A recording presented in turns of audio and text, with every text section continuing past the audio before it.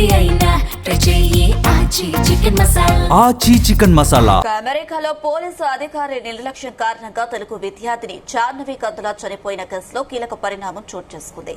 ఆమె కుటుంబానికి $29 మిలియన్ అంటే భారత కరెన్సీలో దాదాపు 262 కోట్ల పరిహారం చెల్లించేందుకు సిఆర్టెట్ ఒప్పందం కుదుర్చుకుంది. ఈ మేరకు సిటీ అటార్నీ ఎరికా ఇవాన్స్ బుధవారం ప్రకటన విడుదల చేసింది. జాహ్నవి కందుల మృతి అత్యంత బాధాకరం.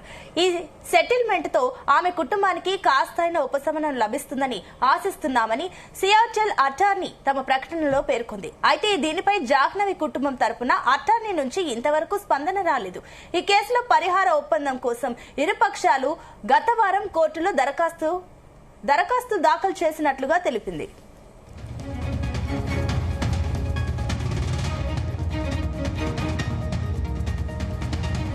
ఇదే అంశానికి సంబంధించి మరిన్ని అప్డేట్స్ మా ప్రతినిధి నగేష్ అందిస్తారు. ఎస్ నగేష్.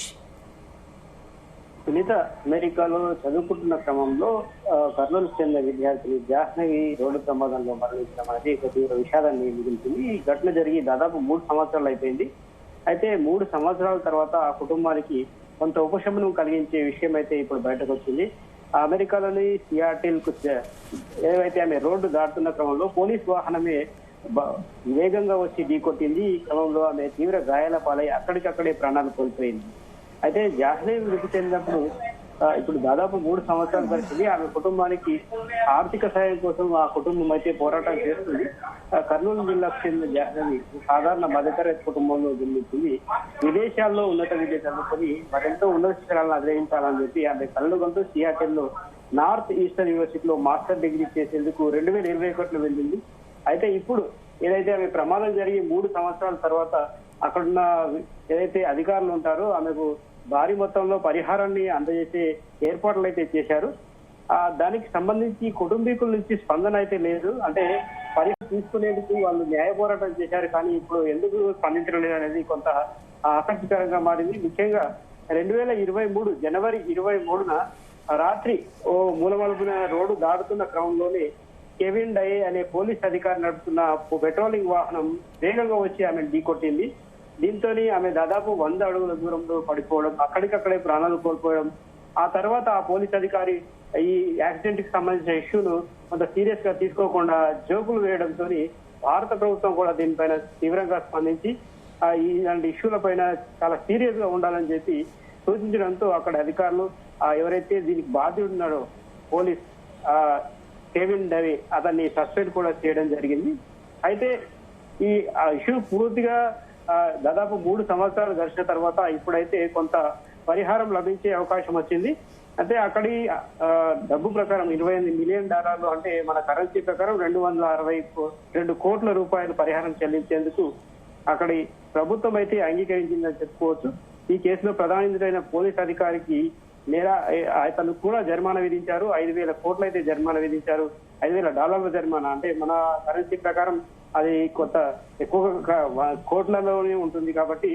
అయితే ఈ ఇష్యూకి పూర్తిగా మనం చూస్తే ఈ జాహ్నవి మరణం వెనక కారణం పోలీస్ అధికారి నిర్లక్ష్యమే అయినప్పటికీ కుటుంబానికి ఆర్థిక చేయూత ఇవ్వాలన్నదే తమ ఉద్దేశం అని చెప్పి ఇప్పుడైతే ఎవరైతే పరిహారం అందిస్తున్నారో వారు తెలియజేశారు.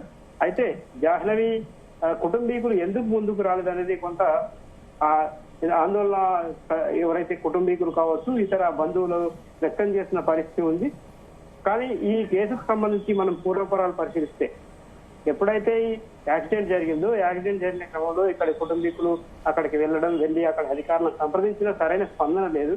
దాంతోనే అక్కడున్న భారత రాయబార కార్యాలయాన్ని సంప్రదించి పూర్తిగా ఇలాంటి ఇష్యూలలో సీరియస్ గా ఉండాలని చెప్పడం, పోలీస్ అధికారుల నిర్లక్ష్యాన్ని గుర్తించి అక్కడి ఉన్నతాధికారుల దృష్టికి తీసుకోవడంతోనే ఈ కేసు కొంత కీలక మలుపు తిరిగిందని చెప్పుకోవచ్చు. దాంతోనే జాహ్నవికి ఏదైతే ఆర్థిక పరిహారమై అందించే వెసులుబాటు అయితే కలిగిందని చెప్పుకోవచ్చు. అయినప్పటికీ ఈ ఆర్థిక వెసులుబాటు అయితే జరుగుతుంది, కానీ ఉన్నత చదువులు చదివి తన కళలు నెరవేర్చుకోవాలనుకున్న జాహ్నవి కళలు అయ్యాయని చెప్పుకోవచ్చు. దీంతో ఇతర దేశాలకు వెళ్లే విద్యార్థులకు కూడా కొంత అలర్ట్ అనేది జరిగింది. ఎందుకంటే విదేశాల్లో ప్రమాదాల బారిన పడితే ఇమీడియట్ గా స్పందన రాకపోవడం ఒకటి, రెండోది ప్రమాదాల బారిన పడి ప్రాణాలు కోల్పోతే ఆ డెడ్ బాడీలు కూడా తీసుకొచ్చే పరిస్థితులు సరైన సౌకర్యాలు, అక్కడ ప్రభుత్వాలు సమయం కూడా స్పందించకపోవడం, భారత రాయబార కార్యాలయం చుట్టూ తిరగాల్సిన అవసరం రావడం అనేది కొంత విషాదాన్ని కలిగిస్తూ ఉంది. నగేష్, అయితే జాహ్నవి కందుల మృతి తర్వాత ఆమె పేరెంట్స్ కానీ అటు సోషల్ మీడియాలో కానీ భారత ప్రభుత్వం కూడా చాలా వరకు ఫైట్ చేశారు. మరి ఇప్పుడు సియాటెల్ $29 మిలియన్ ఒప్పందం కుదుర్చుకుంది. మరి జాహ్నవి కుటుంబం దాన్ని యాక్సెప్ట్ చేస్తుందా? ఈ ఆర్థిక సహాయానికి సంబంధించి కుటుంబీకులు సకాలంలో స్పందించలేదు. స్పందించాల్సిన అవసరం ఉంది, స్పందించాలి కూడా. ఎందుకంటే ఈ ఎవరైతే జాహ్నవి ఉందో ఆమెకు సంబంధించిన పరిహారం ఆ కుటుంబానికి ఆర్థిక చేతనివ్వడమే కాకుండా వారి భవిష్యత్తుకు కూడా ఉపయోగపడుతుంది. ఏవైతే జాహ్నవి కన్న కళలు నిజం కాకపోవచ్చు, కానీ కొంత ఆర్థిక వెసులుబాటు దక్కి ఆ బాధల్లో ఉన్న కుటుంబానికి కొంచెం పేదోడు బాధగా నిలుస్తుందని చెప్పి బంధువులు కూడా చెబుతూ ఉన్నారు. దీనికి సంబంధించి కొంతమంది జాహ్నవి బంధువులు కావచ్చు, తెలిసిన ఫ్రెండ్స్ వాళ్ళ కుటుంబంతో చర్చలు జరుపుతున్నట్టు తెలిసింది. ఎవరైతే వాళ్ళు ఆఫర్ చేశారో పరిహారం, కేవలం అది పరిహారంగానే చూడకుండా ఆ ప్రాణాన్ని ఖరీదని చూడకుండా ఆ కుటుంబానికి మేము అందిస్తున్న చేయూత అని వాళ్ళు చూస్తూ ఉన్నారు. కాబట్టి దాన్ని స్వీకరించాలని చెప్పి చర్చలు అయితే జరుపుతున్నారు. 1-2 రోజుల్లో దీనిపైన పూర్తి స్థాయిలో స్పష్టత వచ్చే అవకాశం ఉంది.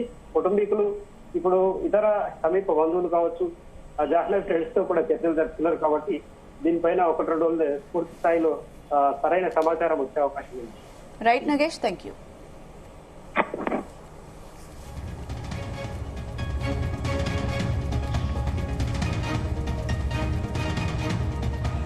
ఇక ఆంధ్రప్రదేశ్లోని కర్నూలు జిల్లాకు చెందిన జాహ్నవిపై చదువుల కోసం 2021లో అమెరికా వెళ్లారు.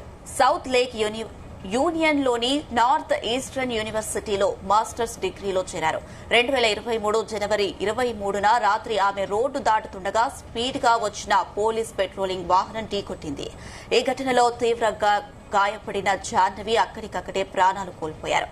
ఈ ప్రమాదానికి కారణమైన పోలీసు అధికారి కెవిన్ డవే జాహ్నవి మృతిపై జోకులు వేయడం అప్పట్లో తీవ్ర వివాదాస్పదమైంది.